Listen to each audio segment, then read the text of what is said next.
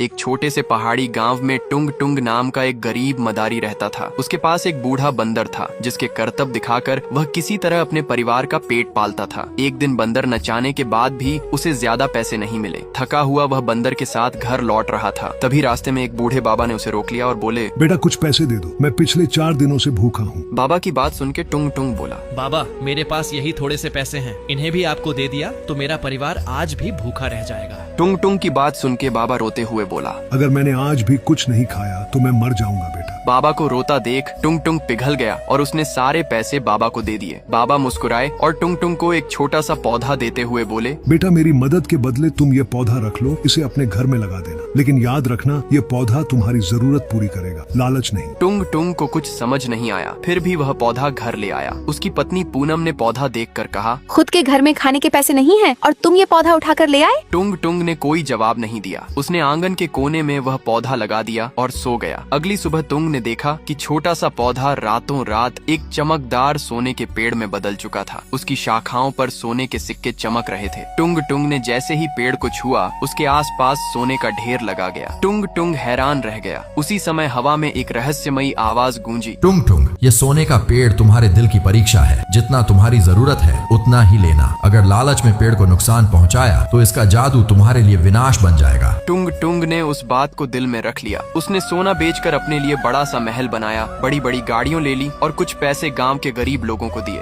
जल्द ही उसका नाम आसपास के गांवों में फैल गया और लोग दूर दूर से उसकी मदद लेने आने लगे, जिन्हें टुंग टुंग कभी खाली हाथ नहीं लौटाता था। जब भी टुंग टुंग को सच में जरूरत होती, वह पेड़ को छू लेता और पेड़ फिर से उसके आसपास सोने का ढेर लगा देता। धीरे धीरे टुंग टुंग की हालत सुधरने लगी। ये देख गांव के साहूकार धनराज को टुंग की तरक्की पर शक हुआ। उसने एक रात टुंग टुंग का पीछा किया और सोने के पेड़ का राज देख लिया। धनराज ने सोचा, अगर यह पेड़ मेरा हो गया तो पूरे इलाके का सबसे अमीर आदमी मैं बन जाऊंगा। रात में वह पेड़ को चुपके से उखाड़कर अपने घर ले गया। उसने पेड़ के सामने सोने की बड़ी बड़ी बोरियां रख दी और लालच में चिल्लाया, अब मुझे इतना सोना चाहिए कि पूरा गांव खरीद लूं। लेकिन इस बार पेड़ पर सोना आने के बजाय उसकी सारी चमक गायब हो गई। धनराज गुस्से में पेड़ की एक शाखा काटने लगा। तभी पेड़ से तेज रोशनी निकली और रहस्यमयी आवाज गूंजी, जिस धन को पाने के लिए लालच किया जाए वही धन इंसान की सबसे बड़ी मुसीबत बन जाता है। अगली सुबह धनराज की सारी जमा संपत्ति गायब हो चुकी थी। वह खाली हाथ टुंग टुंग के दरवाजे पर पहुंचा और अपनी गलती मान ली। टुंग टुंग ने बदला लेने के बजाय उसे माफ कर दिया। उस दिन के बाद टुंग टुंग ने सोने के पेड़ को गांव के बीच लगा दिया ताकि उसकी मदद से पूरे गांव के जरूरतमंद लोगों का भला हो सके। और टुंग टुंग समझ गया कि असली दौलत सोने के पेड़ में नहीं बल्कि इंसान के अच्छे दिल में होती है।